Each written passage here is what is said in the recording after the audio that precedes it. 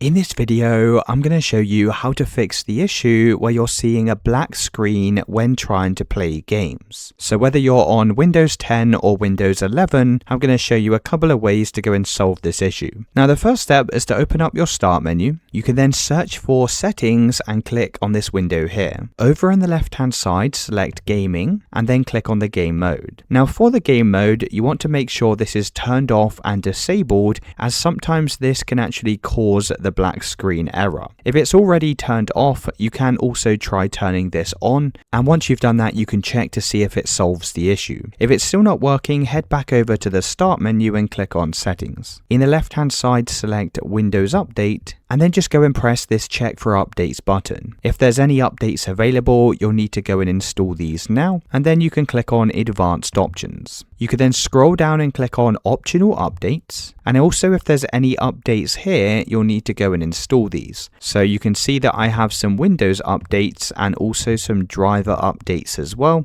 and then you can just press the Download and Install button. Now if that's still not working, open up the Start menu, search for CMD and then right click on the command prompt and run this as administrator. In this window, go and type in sfc/scan